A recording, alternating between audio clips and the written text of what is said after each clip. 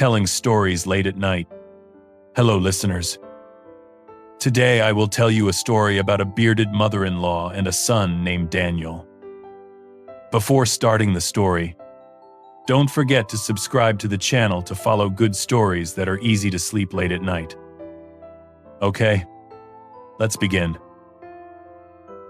In a peaceful suburb of Estonia, there is a family of 3 living in a small house next to a village road. It is the family of Maria, a kind and gentle old mother who has worked hard all her life for her children.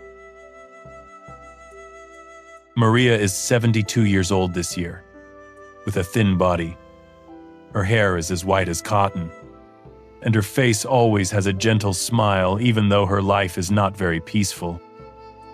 People in the neighborhood often say, just looking at Maria, you can see her hard work and perseverance.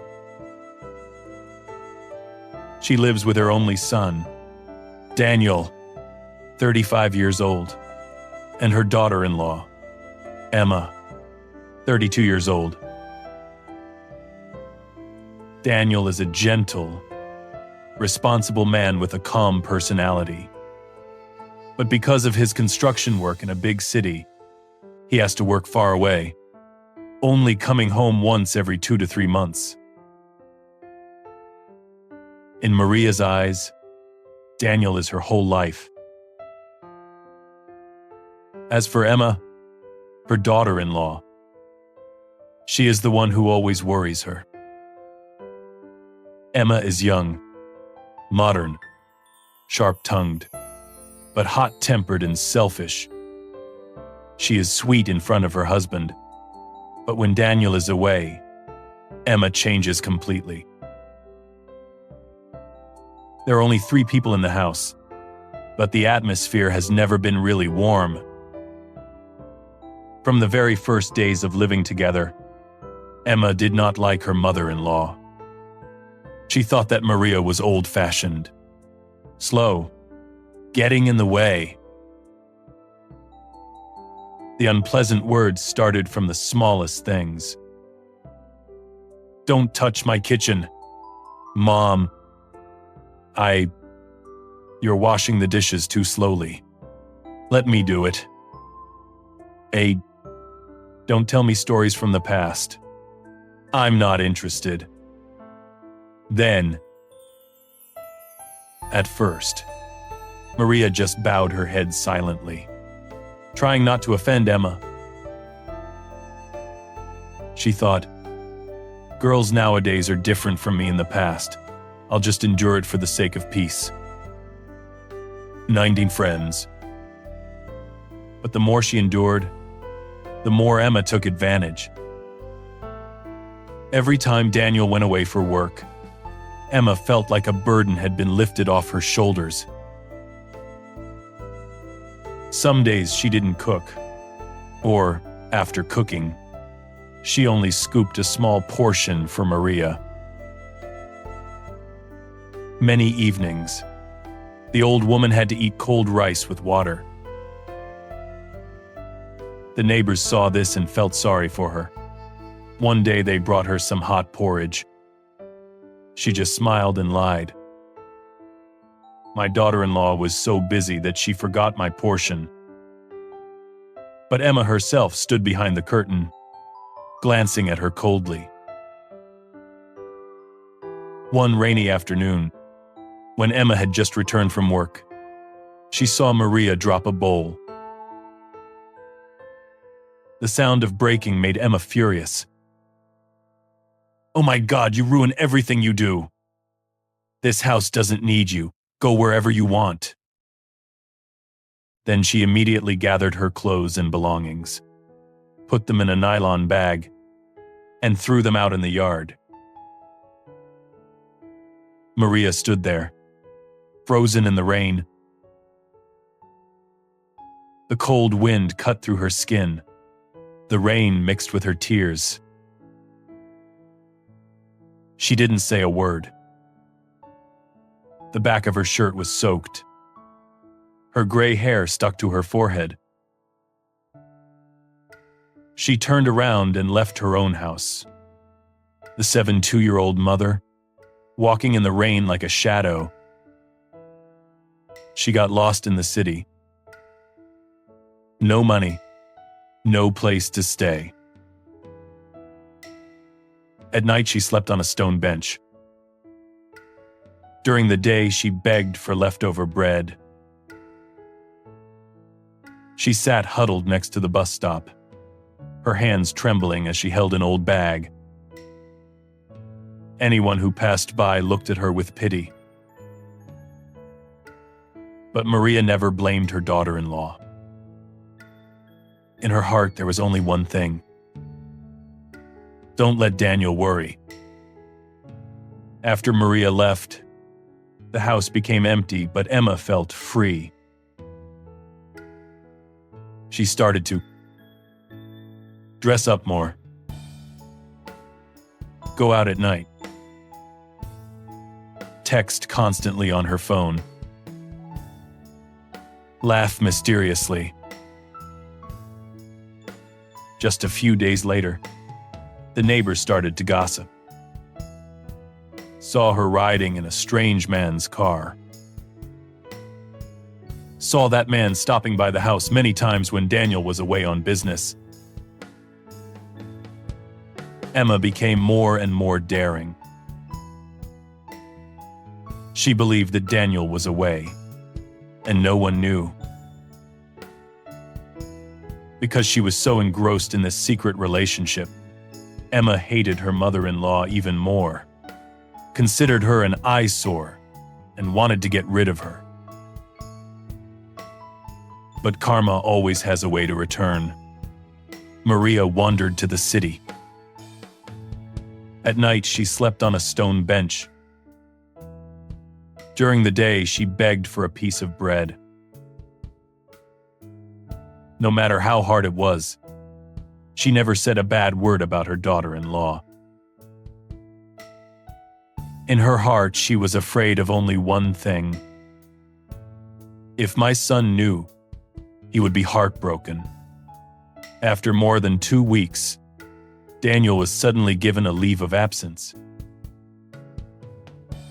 As soon as he entered the house, he couldn't find his mother. He couldn't find his old slippers. He couldn't find the familiar cough. He asked Emma, "Where is your mother?" Emma pretended to be sad. She was sad about family matters and left. "I couldn't find her."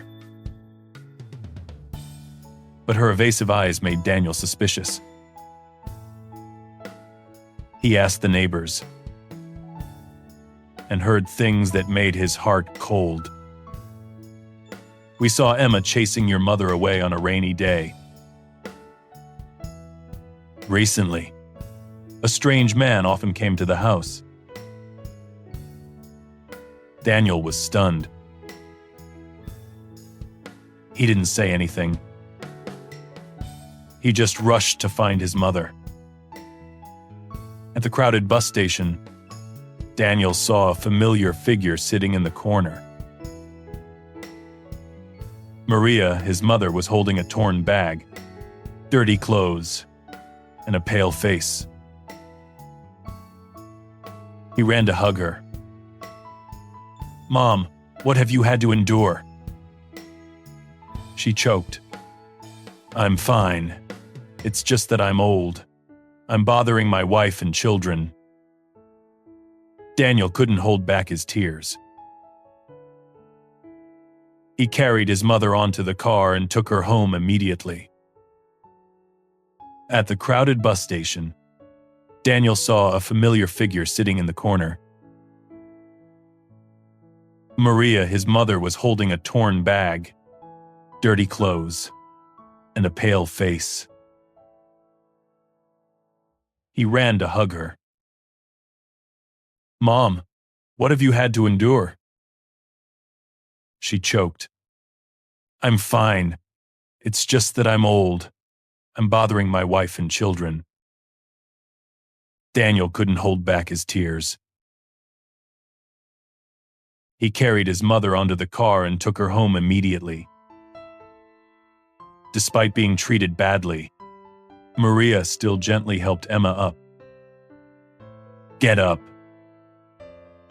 I don't blame you. If I get angry, this family will fall apart." Emma hugged her, crying like a child. "Mom, I was wrong. I made a mistake. I'll do it again." Daniel stood watching that scene with tears rolling down his face. That night, after taking his mother back to the motel and letting her rest, the husband returned to his own home, the home that he had once believed was the most peaceful place. But today, it was the place that made his heart heavy. He opened the door and walked in. His daughter-in-law was sitting on the chair, her face calm as if nothing had ever happened. He asked, his voice low, "How long have you been treating my mother like this?" The daughter-in-law was startled, avoiding his eyes. "Brother, who did you hear that from? Mother always complains. I can't even take care of the family." The husband's voice rang out, strong but full of hurt. "I met my mother on the street, carrying a torn bag, covering her worn-out shirt to beg for food. How long do you want to lie?" The atmosphere was dead silent. The bride began to tremble, tears falling, but her voice still tried to justify. I just want my mother not to interfere in family matters. My mother is too difficult. I can't stand it." The husband closed his eyes for a moment, then opened them with disappointment. "Even if she is difficult, she's still my mother. She is the one who gave birth to me. If you want to live with me, you have to respect her. I went to work far away. I thought you would take care of my mother. I didn't expect you to let her go hungry and cold like that." "Oh." The bride burst into tears, knelt down. I was wrong. Give me a chance to make it right." But the husband shook his head. "There is still a chance. But not today." "What?" He packed up a few clothes, then said softly but firmly, "I will go live with my mother for a while. When you truly understand filial piety, then I will come back." The bride looked silently, unable to say anything more, only tears falling. The husband rented a room where his mother was staying and took care of her every little thing. Boiled warm water for his mother, buyed medicine, cooked porridge, washed his mother's hair and washed her clothes. Take her to the park to sit and enjoy the breeze. The landlord saw that scene and burst into tears. "You are so filial. God will bless you." The mother-in-law held her son's hand many times and choked up. "I don't blame you and your wife. I just hope that you and your husband will be in harmony. Don't let it go wrong because of me." The son put his hand on his mother's shoulder. "It's not your fault, Mom. It's because I wasn't there for you." During the days of living alone in the cold house, the daughter-in-law gradually felt empty. She saw the chair her mother used to sit on, the scarf her mother used to knit. All of them seemed to accuse her of being heartless. One afternoon, she brought a basket of fruit to the rented room. standing in front of the door nervously like a guilty person waiting for judgment. She knelt down before her mother. "I apologize to you. Mom, I made a lot of mistakes. I beg you to forgive me." The old mother trembled and helped her up. "Come on. My child, I'm old. I'm not angry anymore. I just hope that from now on the house will be peaceful." The husband looked at his wife, his eyes less cold, but still serious. "It's good that you apologize to Mom. But from now on you have to do it, not just talk." The daughter-in-law nodded continuously, her eyes red. "I promise. I will take care of you like my own mother." And would. As time passed, the small family gradually found peace again.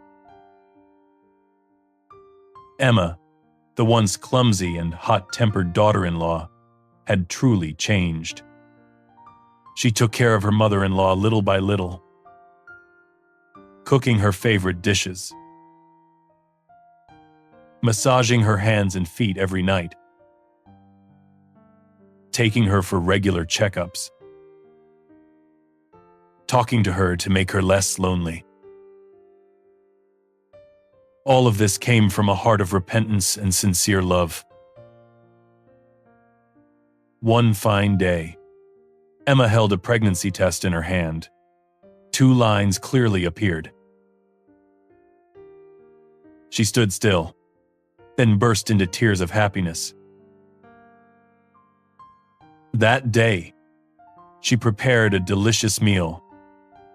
While the whole family was eating, Emma hesitated. "Mom, husband, I have a baby." The old mother seemed stunned for a few seconds. Then tears streamed down her face. She trembled as she held her daughter-in-law's hand. "Oh my God, finally we have a baby. I'm so happy. My child." The husband hugged the mother and daughter. His voice choked. "From now on, we have to love each other even more, because our child also needs a home like that." End quote. From that day on, the mother-in-law took care of Emma like she took care of her own daughter. Boiled herbal tea to help the fetus grow strong. Cooked nutritious porridge. Supported her when she walked. Told her life stories so she could understand the heart of a mother. When the baby was born, a beautiful baby girl, the whole family was overwhelmed with happiness. The grandmother, mother-in-law, held the child in her arms, her hands trembling but her eyes shining.